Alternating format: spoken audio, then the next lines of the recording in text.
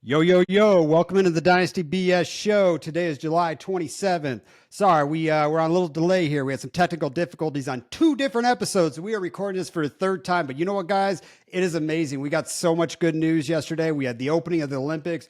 We're ready to go. So, Smitty, what I got to say to you today is, man, what a dreaded sunny day. Let's go where we're happy. You got 204 and you got Puka on your side. Let's get to the fantasy realm, baby. For this episode, y'all just call me Brian today. I just feel like myself. It's Saturday morning.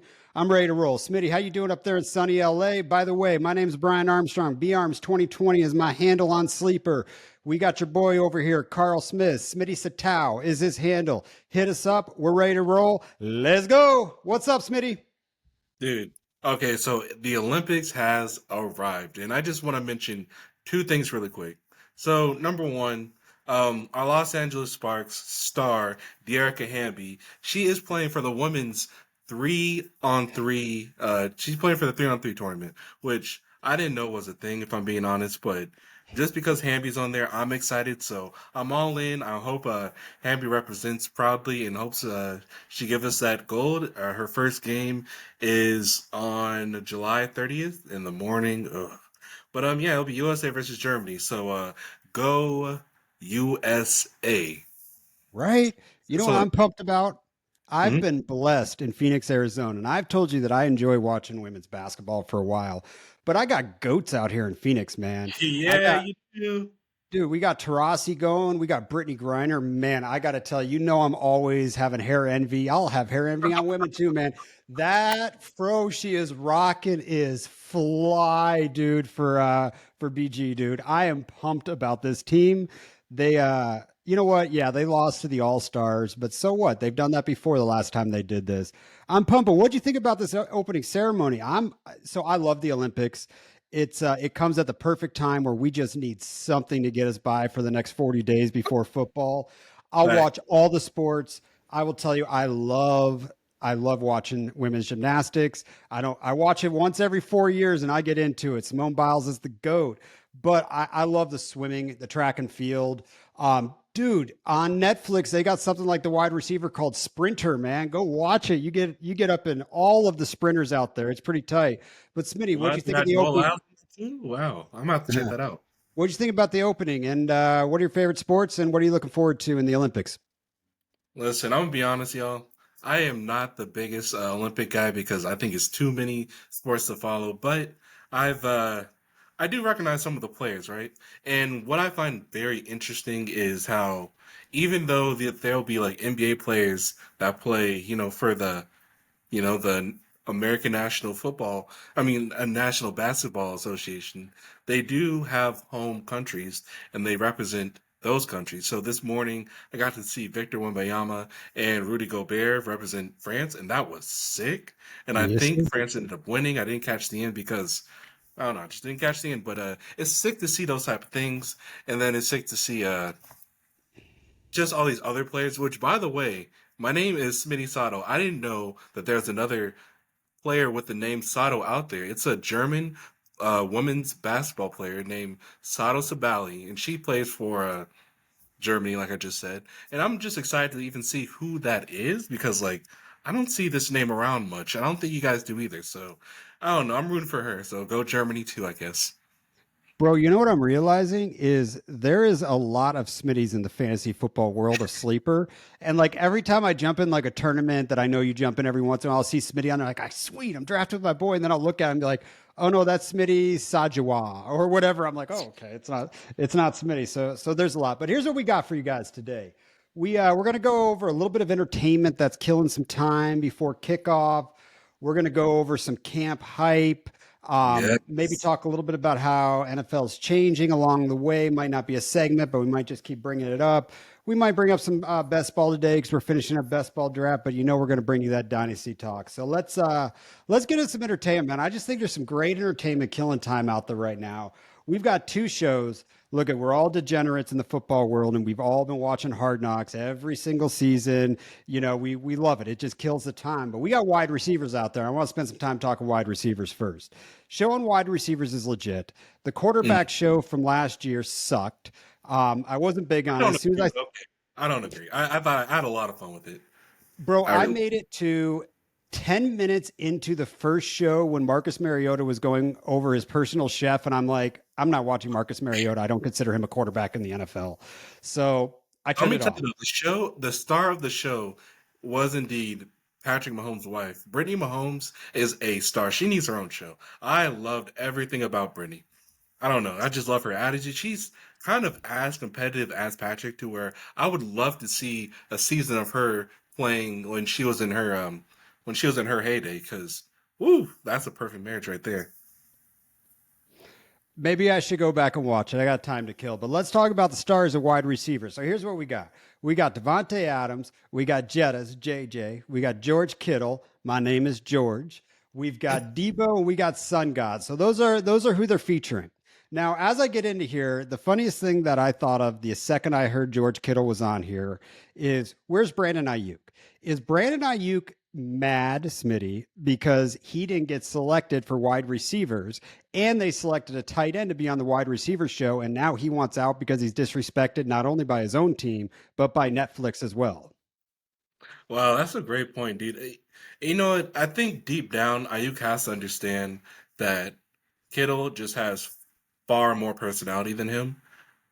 But I think the argument is fair when we're talking about Debo versus Ayuk. However, Debo did have an explosive game against their true rivals, the Eagles. So, I mean, if Kittle can put stuff like that on tape, maybe they would have chose him. But Debo bought out a little harder, and that's just they want the ballers, you know. They want the ballers, and they chose the balleriest one. Yeah. I don't think the show would have been as good if they didn't have George Kittle on there because Right. I love the guy. I've always loved the guy. I hate he plays on the Niners, but I wish I enjoyed anything in my world as much as that dude enjoys football. And my funniest thing with George Kittle the whole show was, man, I got kicked. He hit me in the D. He hit me in the D, dude. He hit me in the D. Isn't football great? And I'm like, oh, George, I love you so much. But I forgot how explosive George Kittle is. Like, we forget about him, and I fade him a lot in the fantasy world of tight end. But is there a better best ball tight end to have like 7 or 8 just like explosive games than George Kittle? Dude, absolutely not. Like, you're right. Those in best ball, he is the perfect top end tight end because you can expect to win a week off of his performance alone. So, nope, I don't think there's a better guy than that. Not even Laporta. Yeah. So in order, I'm going to rank these of who I like the best in here. It was Yes. Devontae Adams number one, George Yep. Kittle number two, JJ, Debo, Sun God.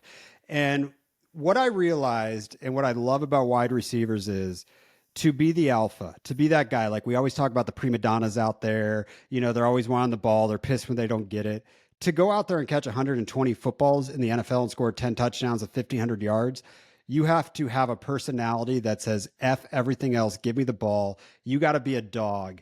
And I got to tell you, Sun God is all business. He is all business. I don't even think he smiled in the show. I'm like, man, Sun God, I love you. Like, you will forever be my favorite wide receiver on this list now, but you didn't make the show because you didn't smile. Devontae Adams talking smack about the Raiders the entire show, and then just want, oh man, how do you not love Devontae? Is there a guy who doesn't give an F more than Devontae Adams in the NFL about saying what he truly wants in this world? Dude, you know what I actually respect about him? Once, I love how they showed. I mean, they didn't get into detail like how Hard Knocks does, but they did show the vibe between having their previous coach and head owner, who I don't even remember at this point, or not head owner, but GM, who I don't even remember at this point, to switching to Pierce. It was very night and day.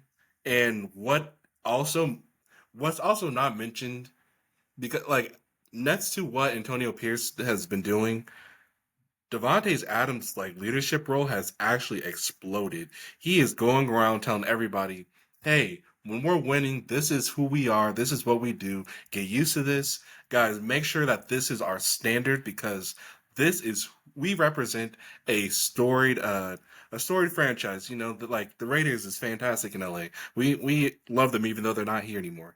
Um, I don't, but we love the Raiders out here. Like we represent something massive, and it's all of us. It's the Aiden O'Connells, it's the Hunter Renfro's, it's the defensive the third string defense players. Like he's really like hyping everyone up, and it's just I'm seeing true leadership. And yeah, Devontae Adams, out of this whole list of players, he is the one. I love him so much. Like he is a guy I want on the Rams, honestly, because I Oh know yeah. just not only with his talent, but just with his leadership attitude, that deserves a ring. Period. Mm. And he brought up a killer point that no one ever talks about is the difference between the true elite quarterbacks in the world. They protect their wide receivers. And just listening to Devontae Adams talk about how much he's being hit, how much his body hurts, and how he wants out because they won't protect him. Like that's a good topic that I hope is in the headlines a lot more now because that's what Tom Brady, Aaron Rodgers, Peyton Manning's, that's what they do.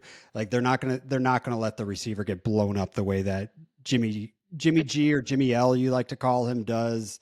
Um, but yeah, it's gonna be interesting. I'm who do you think's the wide receiver one on the Niners? Is it Ayuk or is it Debo? We've had that debate for a while, and we were on the Ayuk side for a while, but this team doesn't win without Debo. Like the splits are insane when it for Brandon Ayuk when Debo's off the field. So I do think Debo's still the one there. And while you're answering that too, Smitty, the other question I have about him not we'll get into him being paid later. So let's just stick with that one. Is Debo the one?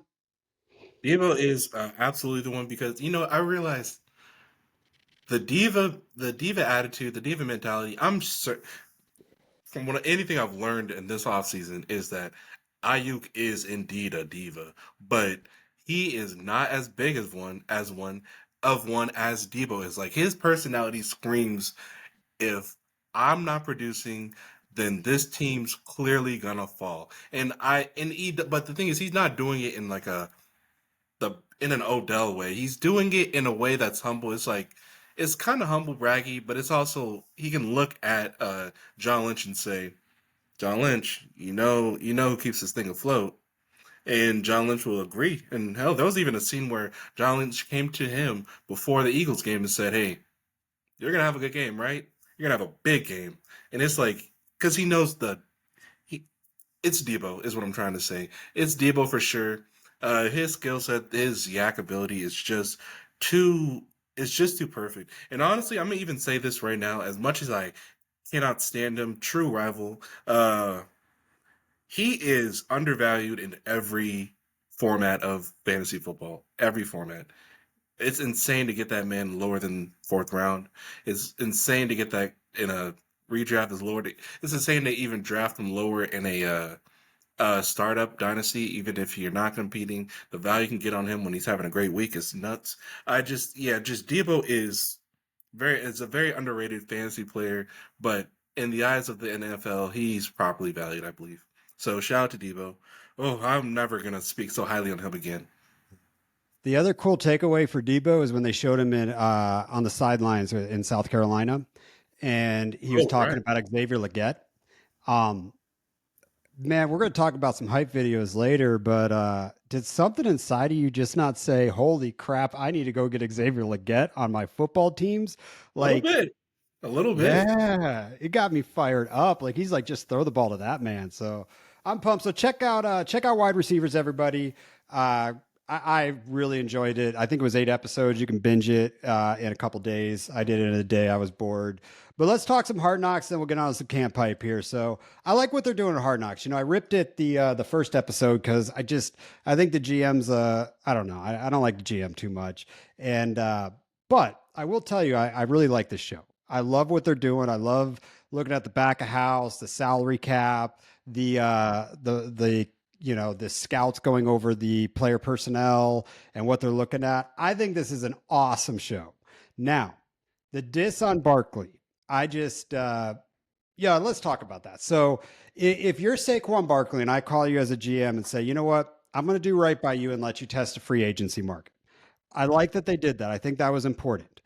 But how does a GM not say you are that important to this franchise that I want to make a deal? Don't just come back to me with a number, and if it's too high, I just say no. Like figure it out. Like play with his emotions. Maybe he takes a few $1 million left because you really, really want them. But they diss Barkley big time, and I love that the owner comes in and looks at the GM and just says, if Saquon goes to Philadelphia, I'm not going to sleep at night. And then as soon as he found out he wasn't signing him, the GM's like to his agent, he's like, is he going to Philadelphia? So dis on Phil or Barkley for sure. But what do you think about Hard Knocks so far? What's your favorite parts? Dude, to be honest with you, like when it comes to the off season, when we don't have any football to rely on, the free agency and draft process is 1,000% my favorite part. The training camp stuff is fun. It answers questions that, we may have had, but oh my God, do I love free agency? Do I love the draft? And this show is killing it on those ends. Like, it's honestly doing way better than I could have expected the way they show the free agency market. Like, they're actually getting really creative. They're talking about, okay, if we replace Barkley, here's all the players, or here's all the running backs, and here's why we wouldn't want them. It's really kind of revealing, to be honest, and it's too revealing to where by the time this show is over, I cannot look at the Giants in a positive light again until they get this whole crew of cool kids that I have learned to like over time. They all got to go. They all got to go because they fumbled Barkley in a real disrespectful way. We're gonna get into the coach. We're gonna get into the. I mean, we're gonna get into it, but all I'm just gonna say is this is really revealing. I'm really happy with how revealing it is, but yikes, I'm not a fan of this team whatsoever. No, and it's crazy that it was cool. We went through the whole draft process. We've been putting as much content as we can this off season for everybody. It's really going to start getting going here in the next 3 or 4 weeks, and we actually have real stuff to talk about. But this whole draft process, it's been who's the best receiver, the big three, the big three, the big three, and the Giants made it very clear that there was a very wide gap Hmm. between Marv, Neighbors, and the gap is then Rome. And it was interesting to hear an NFL team talk about that because no one else is talking about that big of a gap. There's people that think Rome's the best receiver in here, and we're all just, I we're kind of not. was one of those guys. I kind of Yeah. was. I really, really appreciate what Rome could do on the field.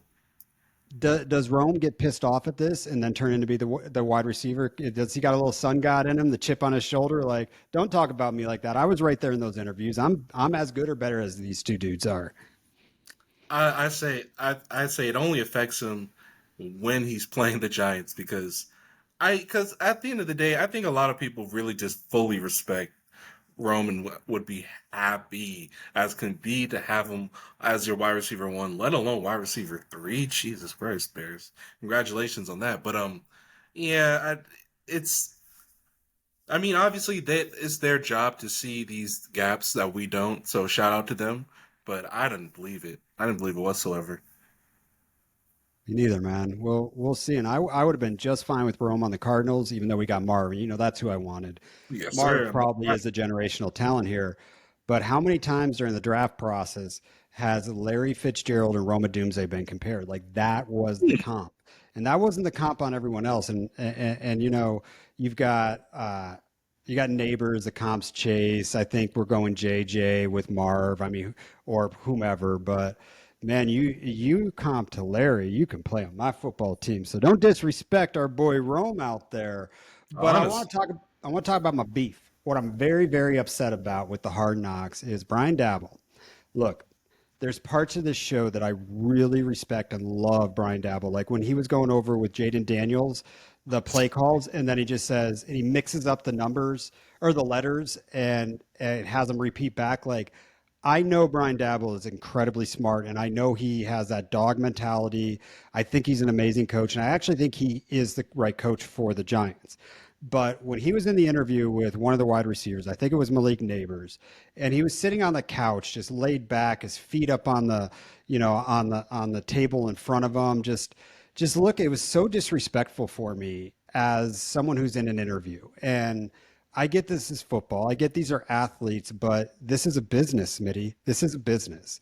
And the lack of respect he showed to who he was talking to at the time by sitting like that, it really bugged me to the point that that's a character flaw on the coach to not want to show your best as well as an interview, to not make a player want to come play with you. I don't see a lot of coaches doing that. I think they would treat it better. So that was my only beef with Dabble in that whole process.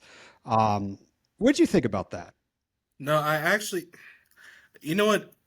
When I saw that, I kind of saw what he was trying to do. Was just like, hey, let's make an environment where this is not like serious and businessy. But his question, kind of like directly after that, was like, hey, man, now that you're here, like, why do you even want to play for the Giants? Like, what's the deal here? Like, are you even excited to play for this team?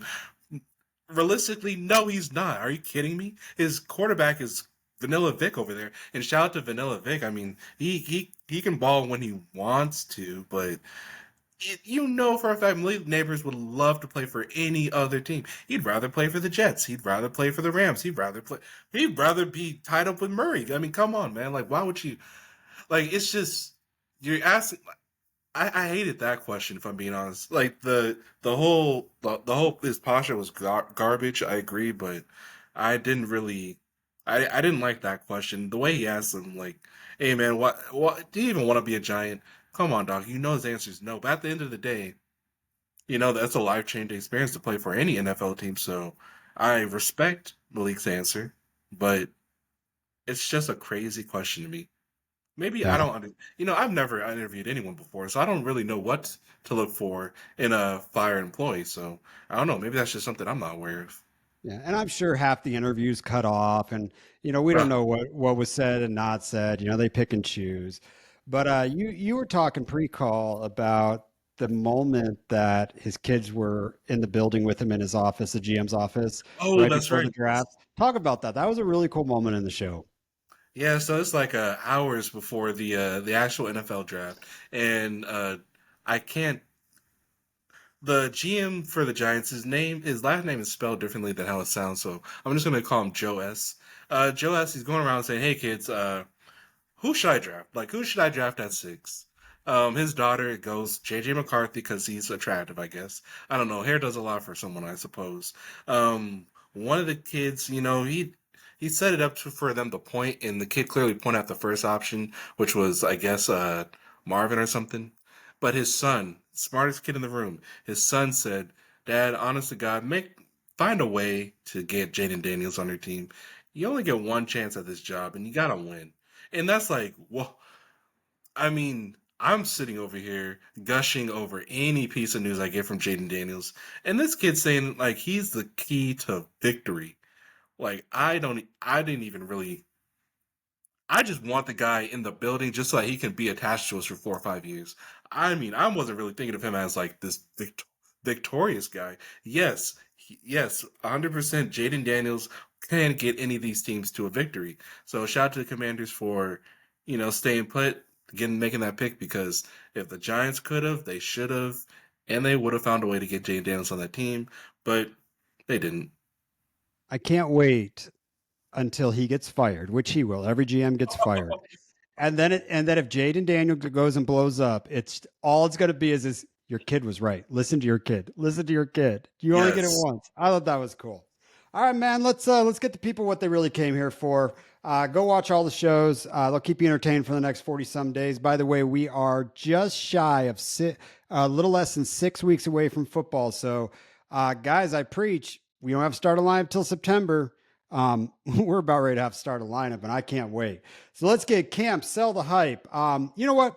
We had some really big news that came out the last week. People are getting paid.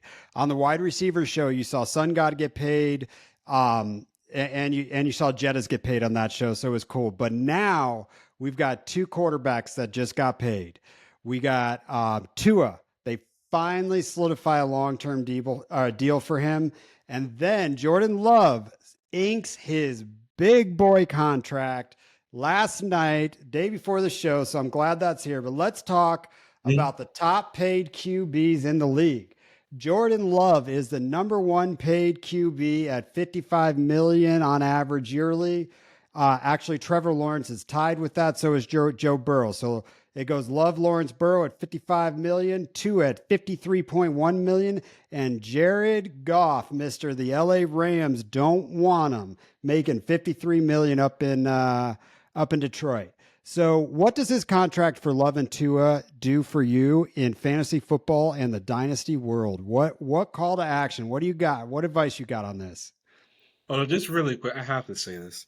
Um, Amon Ra is such a nice person on receiver because that was like so we all know Amon Ra did not get was not chosen initially to be a Pro Bowler, and Amon Ra's like complaining and he's upset, but what he's not doing, and oh, it killed me. It killed me when Jared Goff went up to him and say, "Man, they just fucked you, didn't they?"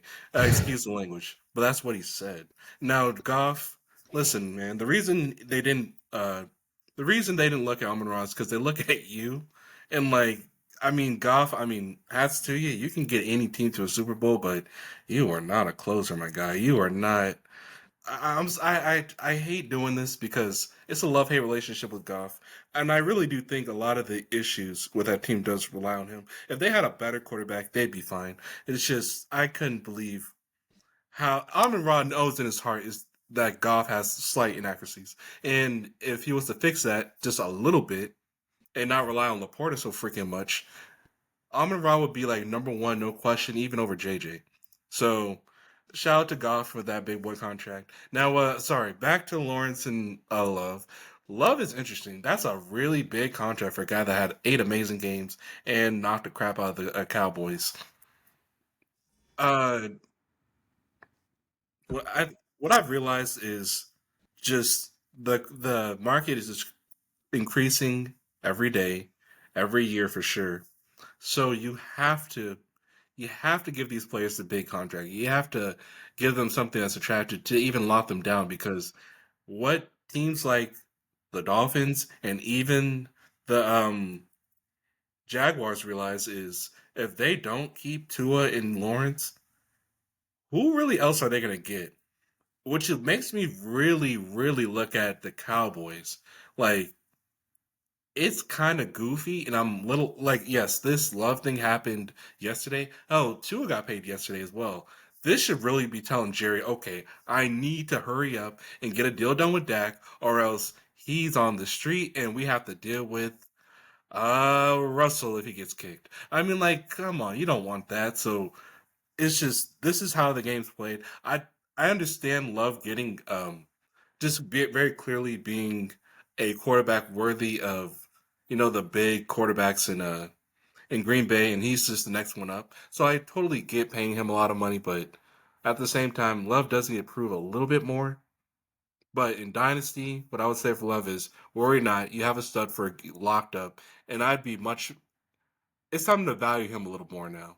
Now I'm not saying gas the world, but now you can put him in conversations with like you could put him in conversations where Kyler is. You can even go above that. Put him in conversations where Burrow is. You can put him in like big boy conversations because what Love was able to do with a lot of injured players towards the playoffs where it mattered the most is freaking you can't forget about it. It's freaking important.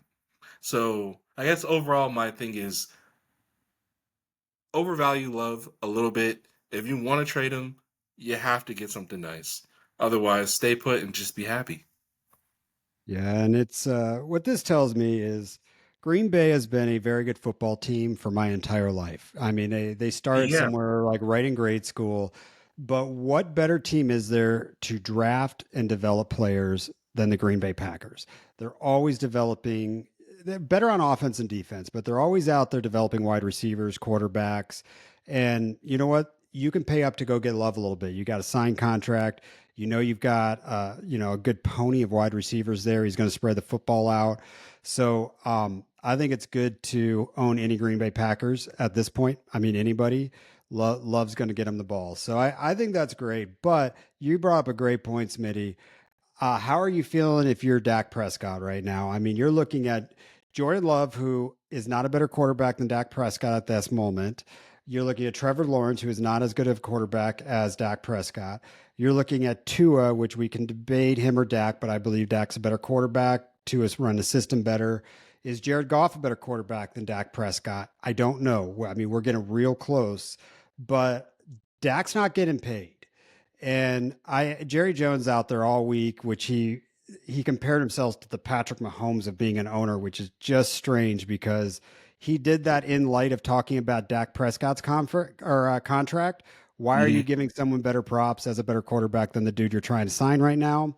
Dak's out there talking about, hey, you know what? The best quarterbacks that have ever played this game don't end up finishing on one team.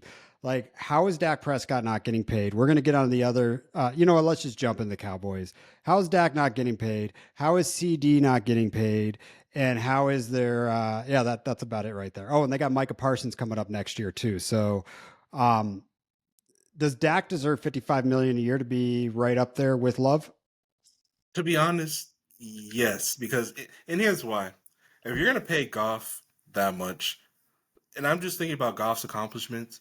He brought a team to the Super Bowl, and he will keep bringing the Lions to the playoffs. That's exactly what Dak has done for maybe his whole career. Like he's deserved of that money. Like he's very deserved of that money. Like but I do understand the Cowboys' predicament. Like they have to pay a lot of dogs. So like who are they gonna have to say goodbye to? I think you gotta pay the quarterback the most. He's the most important part. I would hate to see them lose Micah because he had his identity to the team is just so perfect. It's gonna be hard to watch him separate unless he wants to come to LA. But man, it's tough to it's a tough situation, man. It's a tough.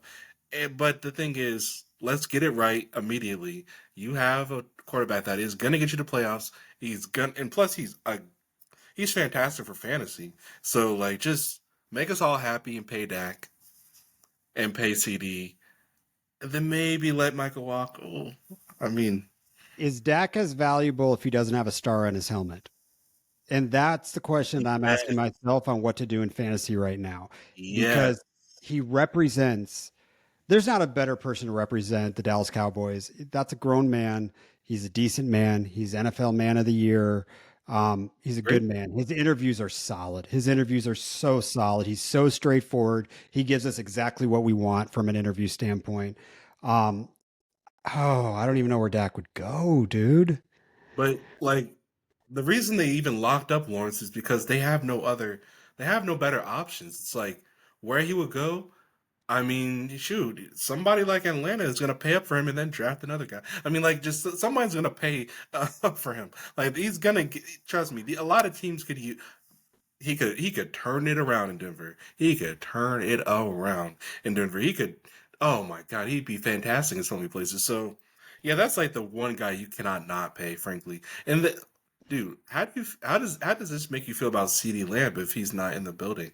Like, do you think CeeDee Lamb is kind of like Jettas, where he's kind of quarterback proof, or do you think that you might see a fall off that's not lovely?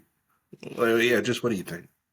So I think the NFL's changed. They got to pay just for the fan base. They got to pay the wide receiver. I mean, we've seen a paradigm shift from wide receivers are the second most important position on your football team now. It's not defense like Micah Parsons is, which is sad because if I'm building a team, I need to build around defense in this league. I mean, you have to, but CD's got to be pissed, dude. And we'll just jump on some of these wide receivers. So Sun Guy got paid. We've got Jetta's getting paid. I mean, these are, Jetta's 35 million a year. I think Sun God was like 32. I apologize if I'm a little off on that number, but it's big.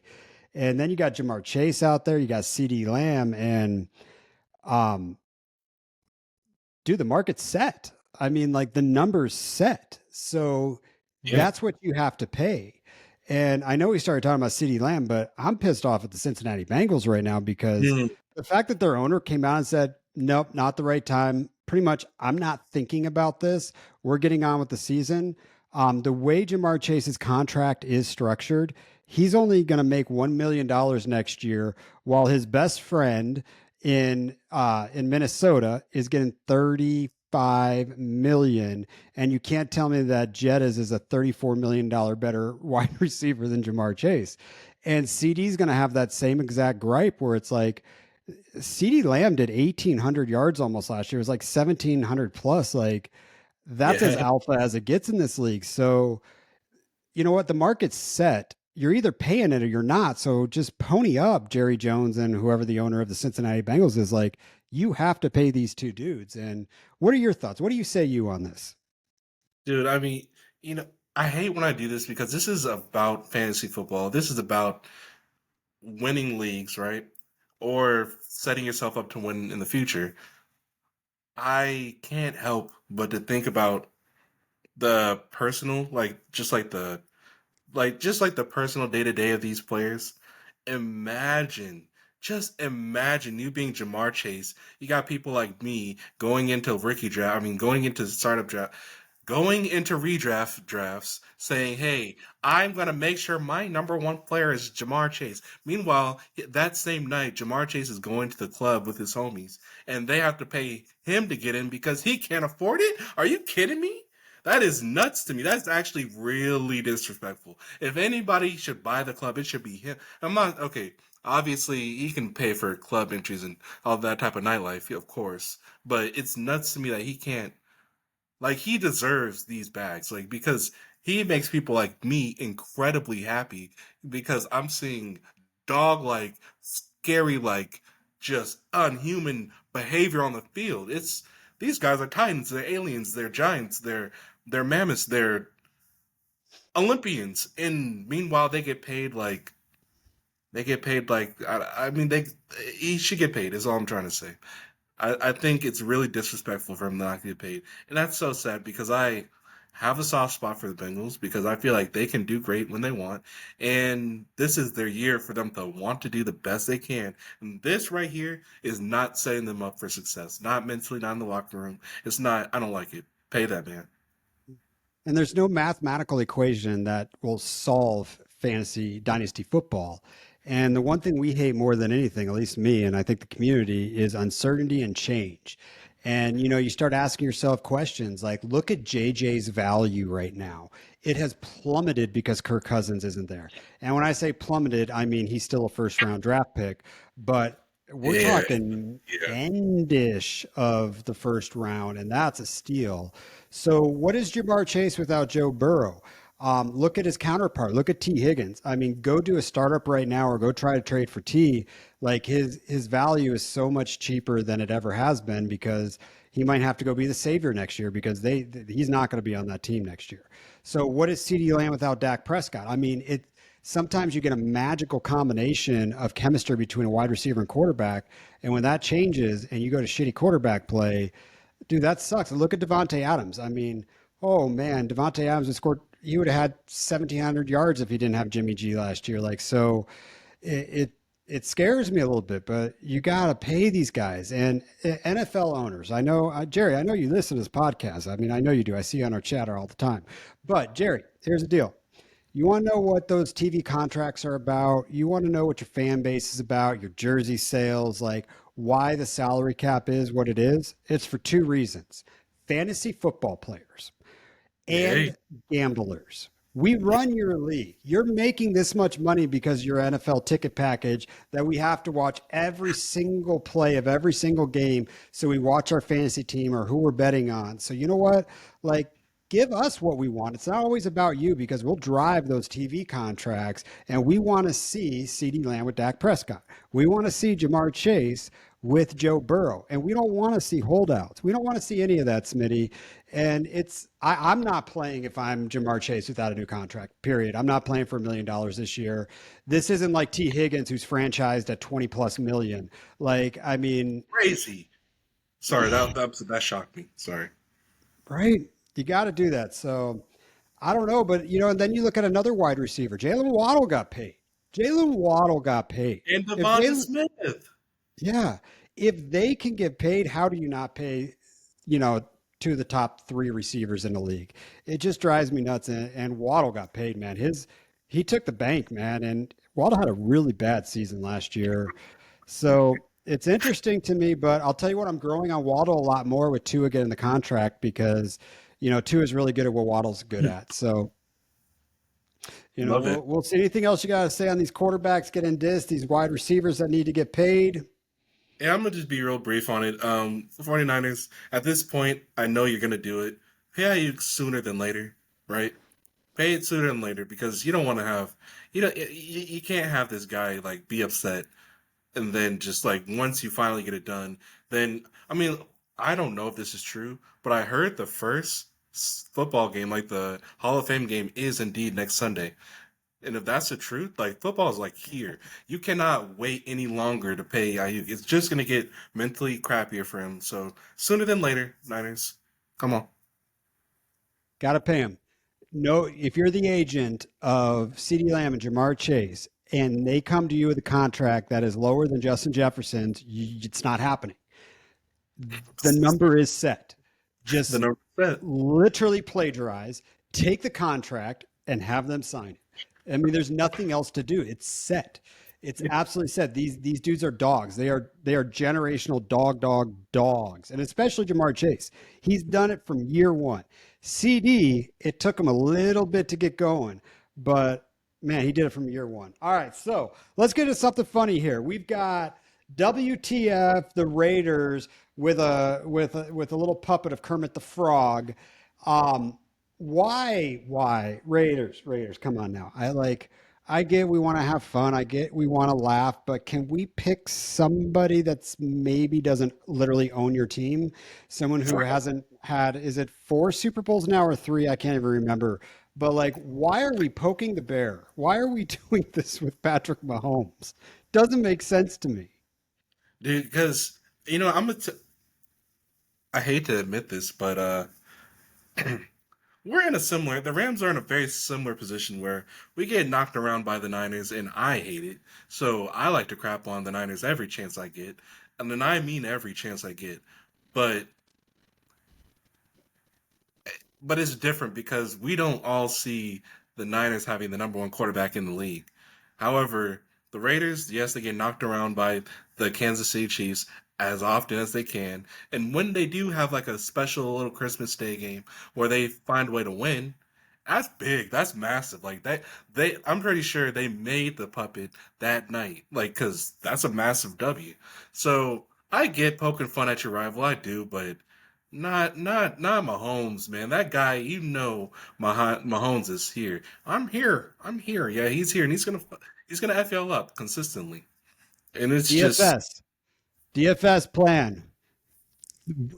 That game, number one game, you're circling Patrick Mahomes on your calendar and you're starting him, you're paying up for DFS, but you're also going to do it against Jamar Chase because he won't even say his name either. So, love it. I mean, there's just games I circle. The Saquon revenge game against the Giants, those two, circle it. Absolutely circle it. It's going to be epic. I might even just circle the Doomsday versus Johnson. I mean, if that's even a thing, I don't know because Hard Knocks rude. Man, I can't believe they dissed him that way. But yeah, no, I just thought it was distasteful. I'm just one of those guys like anyone that plays fantasy football with me knows that I don't shit talk in chats. Like that's not my style. You know, I'll like Smitty when we're on the pod and we're going head to head. Like, yeah, we'll give some jabs, but like I'm not a shit talk. Like, don't make somebody who's already the best at what they do even better. Like people used to do this with Michael Jordan, and it just was it was Yeah. awful. It was absolutely awful. Don't give anyone an extra fuel for their fire. All right, this one's a surprise for me, and here's what gets me on this one: Deneric Prince running as the number 2 RB for the Chiefs. Now, last year was the year that I put Deneric Prince on all my teams. I got Yeah. him in all my waivers, and I remember people were saying, "Does Brian know something that we don't know?" And it just seemed like it, was a good progression. He might get some touches. I go and shed him off all of my teams, and now I'm like, you got to be kidding me! Like, was I a year ahead? Like, could this be a thing? To be honest with you, I mean, we all seen and know what CH is and what he can do. There was another What he guy. can't do, what he What he can't can't do. exactly, what he can't do exactly, and then there was another guy they had, McKinnon. Oh my goodness, we all know and saw what he can and can't do. I don't even know if McKinnon's still on the team. Probably not. I don't really You know how know. many championships McKinnon won? Not last year, the year before, when he just went off on week 17 for like 3 or 4 touchdowns. Yeah, dude. I even remember enjoying his fancy production on the Vikings. Like McKinnon was a cool dog, but yeah, just generic last year did not seem. He just seemed like the number four. And yeah, I've been in a lot of leagues with Brian. He was consistently picking this guy up. And if I'm being honest, I'm doing something similar this year. Imani Bailey was the only guy I really liked at the Senior Bowl to where I didn't care what team he went on. I just wanted him everywhere. Surprised he's on the Chiefs. Pretty cool, but it's just a loaded depth chart. So I don't know. I'm throwing my darts there, but I'm realizing now if they're seeing something in Prince, Imani may not stick around. So I don't know. I want to say this Prince thing is a bit sticky just because of who CH isn't. Like you said, that's funny. So keep an eye on him. Taxi Squatty for sure. Don't assume he's the number two this year, but Taxi Squatty for sure. Yeah, and I've got, two different sides of advice where, look, this is a waiver wire pickup. Most people that listen to this show, this is like 3 or 4 days behind, this news. So most people have gone out there and picked them up on waivers, but pay up on the waivers, go get them. You got to take a chance at this. If you already have him, I think it might be worth trying to trade him to the Isaiah Pacheco owner and maybe Mm. getting a little value for the hype. But this might be sticky. It might not, but you got to take a shot at this offense in any which way. And I don't know, man. I've never thought Pacheco was the answer there, even though he's got the mentality. So this one's interesting to me. But you got to take a shot at this one. And what would you give up in a trade for him for Deneric For Prince? Prince? Because Oh God, the highest, the absolute most would be a backup swap, like a rookie backup swap, like um I can't think of a name. Yeah, actually, it wouldn't even be a rookie backup. Just a backup swap, like I can't think of a name actually. But yeah, the most I pay is a third. yeah, I agree. I Actually, agree. I no, don't know if I play third. My or advice, what I would try to do is I would try to trade the same tier wide receiver. Say I got a oh, wide receiver that has a little bigger name, and I got a same tier cluster for a team that's got Prince, and say, okay, give me that wide receiver. You got this one that has a better name. Throw in Prince, so I get basically the same exact thing, same tier, and I just get a free Prince. Is kind of how I would, look at that one. But he might be a good depth oh, piece. I like it. Piece. I like that a lot. All right. This has been blowing up everywhere on social media, NFL Live, NFL Network. Xavier Worthy is catching bombs from Patrick Mahomes in training camp. Absolute bombs. And these are bombs while the defense is playing. Now, I'll give, sleeper hype crap that it's not real defense. It's like 70%, Um, Talk to me about Xavier Worthy. I have him in a lot of places. I'm getting hype, but what am I doing? Am I selling this hype or am I just, is this fueling my fire of why I own him? To be honest with you, I cannot, in good conscience, sell this hype. I'm a sucker, I guess, because I'm buying this with all the money I got. Like I love. All I'm saying is I'm buying the hype. Like I'm very.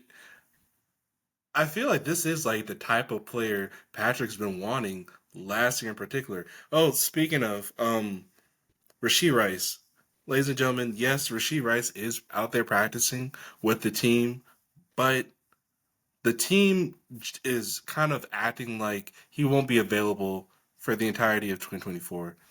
That's just how they feel like what he did is going to cost them.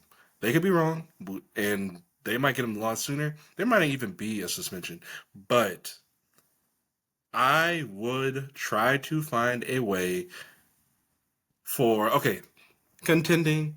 Swap the two. Like if you have Rasheed, try to get Worthy, and if you are rebuilding, find a way to get a Rasheed Rice. I know he was pretty productive last year. So just don't. If the team is thinking 2025, they must have some type of knowledge. Like they must know something. I don't know. This is a smart team, right? Very Yeah. smart, very effective team. So I'm looking to sell Rice. Yeah. And Rice should have a full year suspension. I firmly believe that one. But the cool thing about this advice, so I'm I'm buying it to the point if he's on my team that I might have a true difference maker and I'm willing to take the chance. Now, if Mhm. I can get true difference maker price for him already, I'm probably taking that. Or if I can use him to get to the JJ, to get to the Chase, to get to the CD, to get to the Sun God, if I can use him to get there, I'm doing that with this hype. But everything inside my core tells me that I need to own this player on teams. and you're gonna have to pay up to get this player for me. Yeah, man, that's a good move. That's a good Yeah, move. but I Worthy's like worth it. that. I like that advice. If you're a contender and maybe try to do a switch to someone who's not, I think that's dope. For the Rice Xavier, I think you actually might have to pay a little bit to get. I think you have to put something on top of Xavier to get Rice. To be honest with you, but I think it might be worth it if Oh, you're a contender. Um, let's look at Denver running back situation. oh This boy. one's kind of hot. This has been going on all off season, but you got Javonte Williams, Audric Estime, Jaleel McLaughlin, and Blake Watson over there. Um, Look, at everyone knows I'm very out on Javonte. I'm very vocal about that. He's missed his window that makes me want to pay for the price that people want to pay for him right now. There's talk he might not make the team. I doubt that. But Audric Estime, man, that's who I want to own in this backfield. I mean, I don't even think it's a question. What do you think on this backfield right now, Smitty? All right, well, I'm gonna tell you why this is so messy to me because I actually like all four of these guys. I really do. I've seen things in Jaleel last year that made me say, "Oh, yeah, he's the one you want."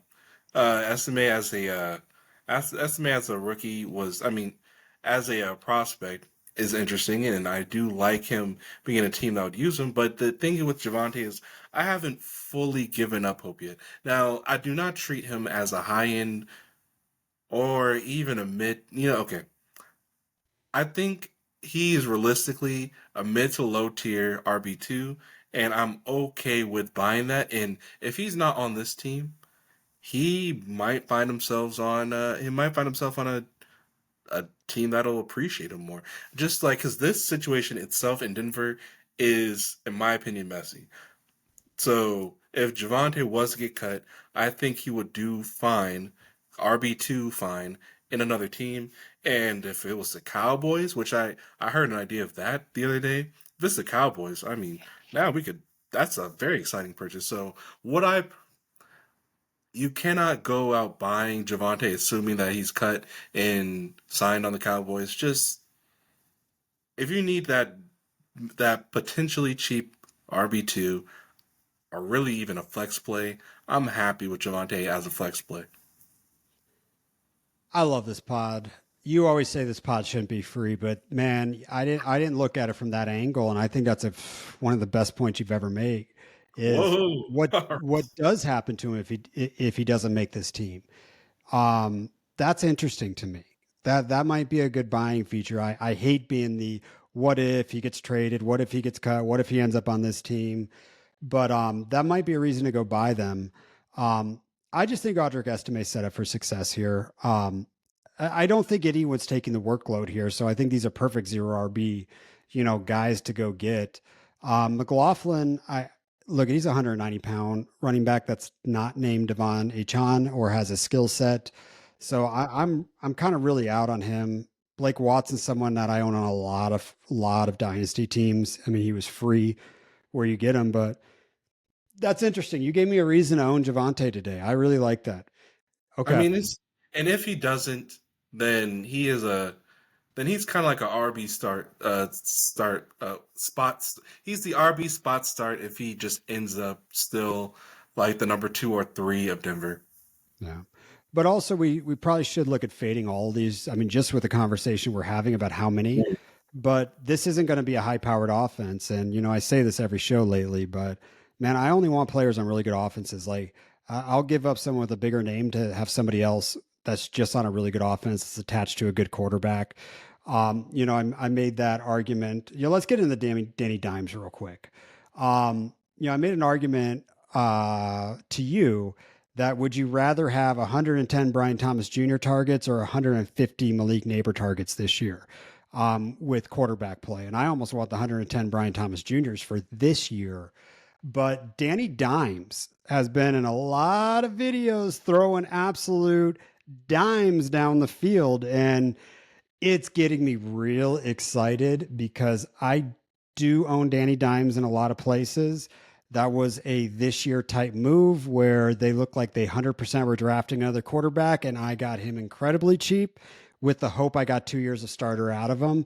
So I love this, but Danny Dimes is not going to be the quarterback that a Trevor Lawrence is going to be, a Tua is going to be. I mean, we're not getting those targets from him. So, what are you doing with the hype on Danny Dimes to Malik Neighbors? Oh man. Quarterbacks are kind of like, even in real NFL and in fantasy, they're kind of a dime a dozen. I mean, actually, that's not true. In fantasy, it's really deep and it's awesome how many quarterbacks out there we could replace him with. So I don't think I'm gonna lean towards selling the hype on Danny.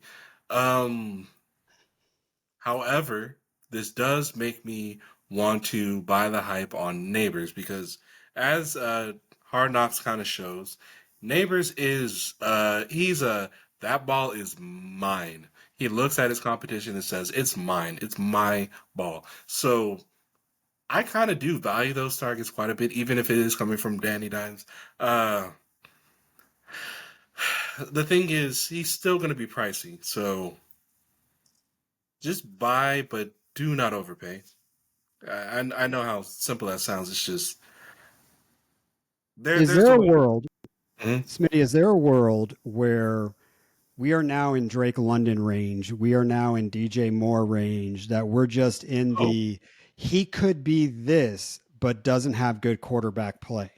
And that's why I look at a guy like Pete BT Jr. and I'm like, or maybe Rome, and I'm like, maybe if I have 4 shares in my league, maybe I try to go get BT Jr. and a first for Neighbors and just say he's going to have guaranteed quarterback play for the next 3 years. That's better. that's a great move with the BTJ in the first. Dude, I wouldn't even. I'd be okay with BTJ in a second. Um, DJ Moore, though, I love that name. So DJ Moore is someone I would definitely trade away for Neighbors if it could be done. And I That I understand. would. That 100%. I was just bringing it up when he was in Carolina with bad quarterback play. We always were Uh, like, "Oh, but he could be, but he could be, but he could be." And I hope that's not Neighbors. I don't I think really that. hope it's not. I think he's above that. I mean, just I think he's gonna elevate anybody. That's, but this is just me hoping and just assuming based off of his tape in college. Yep. I would try to sell Danny Dimes to the Malik Neighbors, or I just end up holding Danny Dimes because of the price you got him for. You've already made a little bit there. And Vanilla Vic, Danny Dimes is he's been fantasy relevant when he plays. Like he really has been fantasy relevant. So that's interesting. The funniest sleeper video of the last 2 weeks for me is King Henry catching absolute bombs from Lamar, where they show a video of him running a little out route with no defense on it, and he catches a 70-yard touchdown. Um, this is what sleeper hype videos are all about, dude. It's just this, like, okay, but man, King Henry can be the RB1 this year. I have no doubt he could be the RB1. I don't care anything about his age. Look at if David Montgomery can go out there and score 20 touchdowns for the Lions, um, if Jamal Williams did it for the Lions, Mostert did it for he Yeah, did it for that's Miami. And by the way, I don't think Montgomery got 20, so scratch that one. I was meaning to say Jamal Williams there. But if they can do it, why can't King Henry do it in like the best run? I mean, it's the schematics are perfect for him. they are. They are. It's I'm really trying to think of what he did last year, and it was up and down. But we're looking at two different schematics, like you just said. This schematic worth is worth paying up just for the Ravens offense alone. So, yeah, I mean, when you're trying to acquire King Henry, just know I understand that you might be afraid of what he did last year, but just know things will be better, and you're getting. I don't know what his price is actually. I would love to know. I'll tell So, you. oh yeah, okay. I'll tell you what's going on in my brain. Hmm. Smitty, do I get first round future picks for running backs? No, no, no. I have a team that we went over the Royal Rumble, which is just absolutely stacked, just absolutely stacked. Like it's ready to roll. It's ready for a championship run. If Derrick Henry makes it through training camp healthy, Hmm. I'm not starting here. I'm trying to get players and move some things around, but if I really believe I can go win a championship, I have no issue giving my own first round draft pick next year for Derrick Henry this year to solidify, and he'd actually slide into an RB3 range for me right there with and I've got just studs at QB and wide receivers. So, this is the type of stuff that like you buy as they get healthy for me. Like there's some things that I just think are so guaranteed. And if he gets injured, he gets injured. That's just, it could happen anyway. I go by 204, it could happen. But some things like the stars are just aligning for Derrick Henry this year. I just truly believe it. And he could easily get you a 4 touchdown game in week 17 or week 16. Like it's getting expensive. And I spent all off season for the pod listeners.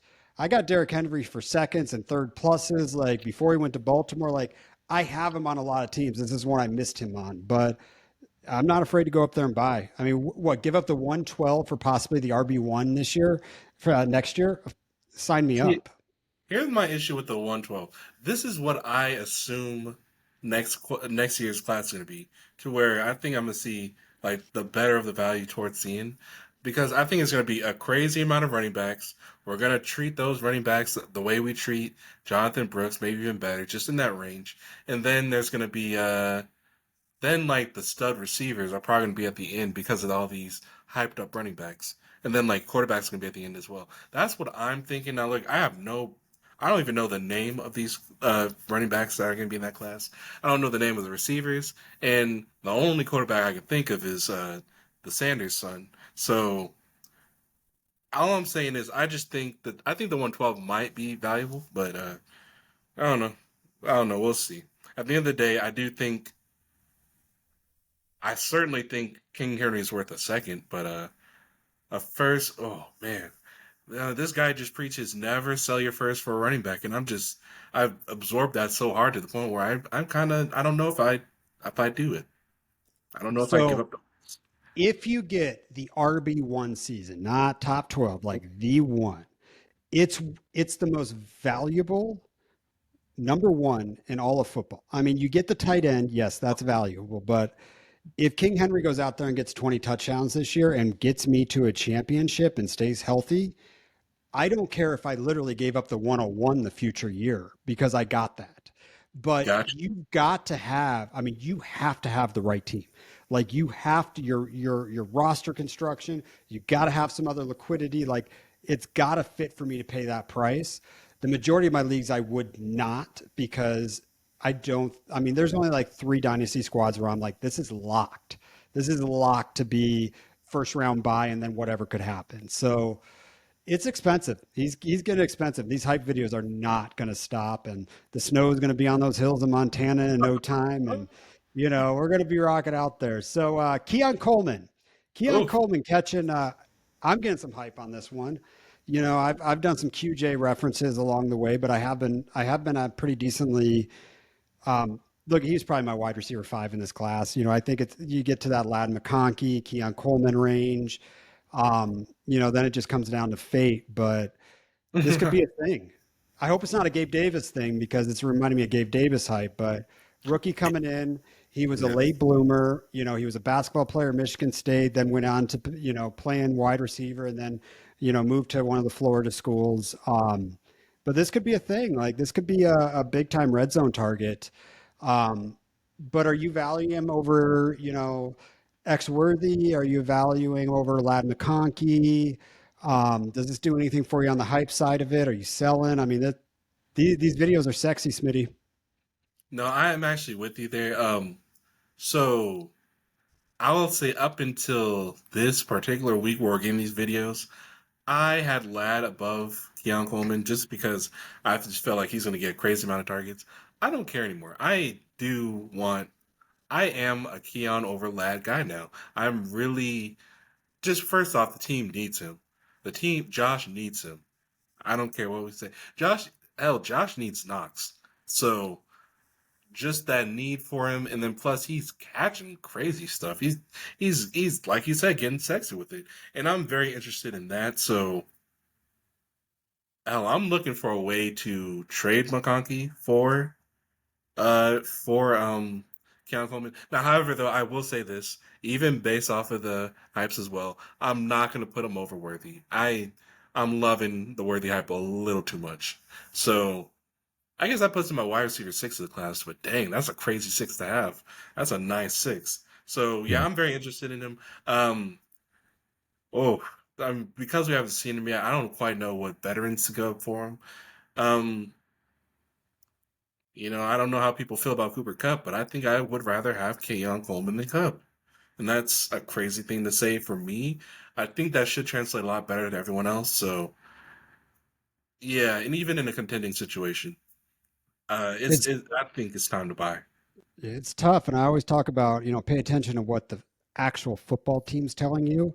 Uh-huh. Obviously, there was an issue with Diggs, a lot, and I think that was what really led to them letting him go. But I also listen to what the Bills are saying that they feel comfortable in other areas to have even made that transaction to let Diggs go while they're in the middle of a Super Bowl window. So that tells me that maybe they feel much better about Khalil Shakir. Maybe Dalton Kincaid is just that dude that could be like the Sam Laporte of last year. Like I think they felt comfortable without Coleman there to make that transaction, which leads me to believe that I'm if I need to go win a championship this year, Keon Coleman's someone that I'm going to sell this hype on. But I do like this long term. But I don't know. I think you just need to figure out what the team was telling you. Is it Khalil Shakir? Is it Curtis Samuel? I think there's someone else there that's going to get a whole bunch of targets. Okay, Um, wait on it. yeah, Okay, yeah. but it looks I sexy, man. You were more in on Coleman than I was during the draft season. I'm on board, man. I'm starting to listen to you a lot more, Smitty. A lot you more know, these days. even you have to make this point clear to me is that he's the wide receiver one of that team. Which I mean, yes, you reminded me that they have clear. I mean, Shakir and Samuel, but I mean, just if you're getting a guy in this class, you got yourself a wide receiver one with a wide receiver one opportunity at least. So I don't know. I'm here for the opportunity. Yep. Take your chances. Raiders running back situation. This is what's Ugh. interesting. We got Zeus. We got Minnesota boy. My brain's not serving me right. What's Madison. got Madison and we got Laub now. Laub, however you pronounce his name. Saw a nice hype video talking about Laub could be good. He's underrated and his speed gets you when he catches the football. Um, I look at this to me, these running backs are going to get so many touches in this Pierce offense. And best ball season, I put Lob on as many teams as I possibly could because I'm sitting there, I'm like, well, if there's an injury, he's going to get it. If he's better than the second one, he's going to get it. Like, there's so many touches to go around. It's like, put this man on your team. Like, this is what dreams are made for in a zero RB. I need a running back style price right here. What if? What if he really is going to get, you know, 15 touches a game? That's great. That's fantastic. Yeah, no, I definitely. Yeah, he was one of those guys in rookie drafts where the third round was too rich for him. And it's like, wow, the third round is too rich for you. Then I'd put a fourth on because there was something I saw. This is so stupid, but I'm just gonna say it. I don't know if it was him or Corey Schrader. I'm pretty sure it was Laub though. But he was running back from I think the offense made some type of score, and he did like a nut shot. Like, he was like, boom. I'm like, that is some Kittle energy, and I want Kittle energy. So I'm a fan of him just for how fun he is. Plus, I'm like, in. rated with his athleticism. We're gonna start getting a list of Kittle Energy players. Oh, That's gonna. Oh yeah, this is gonna be great. hey, Vic. I'm in. Get him on your team. Whatever. I mean, the price is cheap enough to just go do it. Hmm. Jim Harbaugh, coach talk. Uh, Quentin Johnson got a bad rap last year, and he feels like this kid's gonna be a dog getting up there defending him. Look it. When a coach has to get on a podium and defend a player after a horrific first year, that's not a good sign to me. I didn't like QJ last year. Don't own him on any teams. I'm not buying this. The transaction of the football team told me that they're looking for wide receivers, even though they let all of them go. Um, QJ is not somebody I'm buying. His price will not dictate my comfort level to own him. Yeah, he's gonna most likely spend a lot of time on your bench. Even if he does end up with some spike weeks, you're not gonna miss him. Be like, oh, missed the week. He was on my bench. Whoops. But when the next week comes, you're not gonna put him in the lineup. You're just not gonna do that. Like your heart is gonna take over. Your heart and your head's gonna agree and be like, you're not putting this guy in a start 15, maybe a start 15. But it's just he's I don't. I mean, look, if we're talking about a cheap guy, let's talk Palmer. Let's talk Palmer more than QJ. Like Let's talk DJ Chark. let's talk Chark. Let's talk Chark. I'd rather have Chark in a start 15 than QJ, unfortunately. And it's just sure, yeah, maybe he can have a year to break out, I guess, but I'm not putting any stock in it. Not anymore, at least. No, this is the Jalen Ragers. This is the J Mo's. This is round one wide receivers that didn't have a good first year and you missed your window. Like there's selling windows. I always talk about selling windows. This is a selling window. And you know what? Maybe I'm wrong. Maybe QJ's goes out and balls. But the reality is, how many times do we get a first round wide receiver on our team that we don't sell going into year two when there's more hype going around him? And then we're sitting with a bag for 3, 4 years. And people Mm. say, well, now's the year of JMO. Look at his body control and all of that. And he's going to get more touches. Excellent. What did it take to get here? What if JMO turns into a top 30 wide receivers? What type of BS did it take to get here where you could have had a player that you could have used to go get a championship opposed to just waiting? And that's my biggest thing. And you sell the JMO hype. We've been talking about that all along the way, but this is a window, don't you think, Smitty? I do actually. And you know what? I am, as much as I crap on golf, I do like this offense. Hell, I like this team.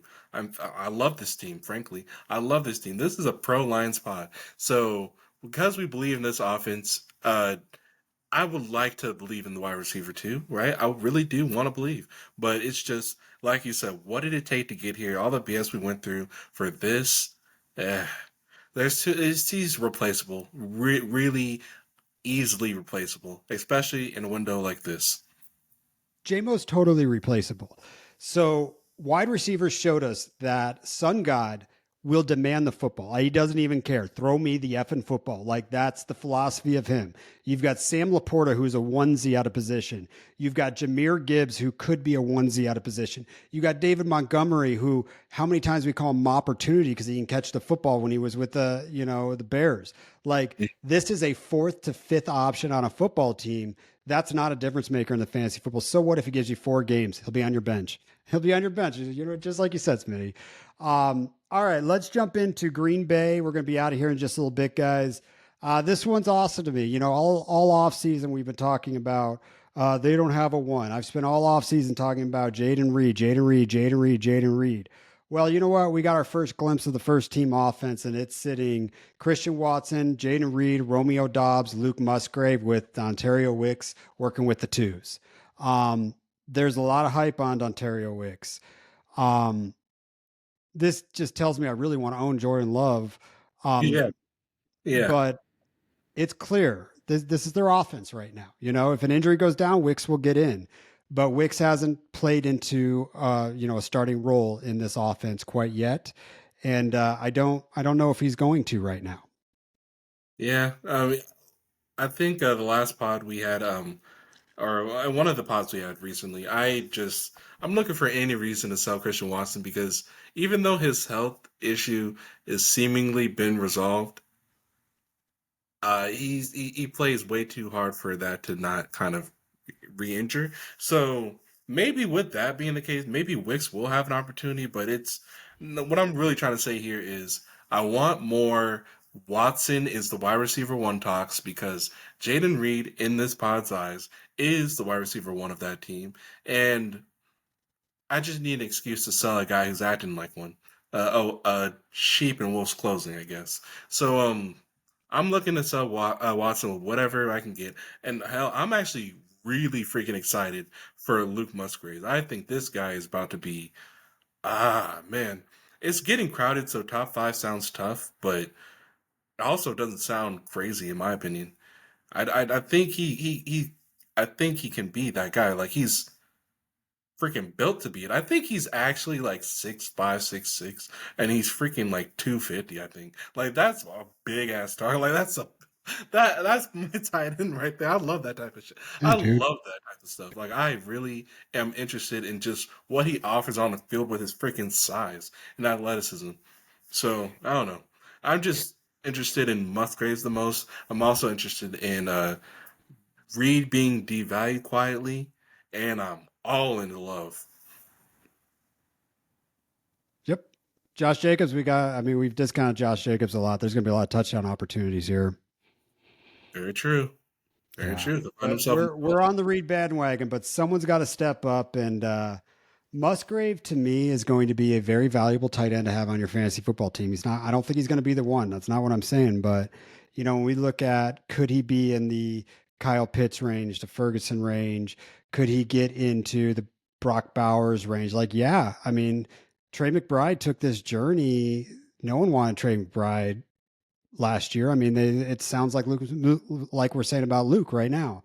So yeah, I'm all on board, man. You know, I think probably on my best ball squads, I have 80% shares of Luke Musgrave.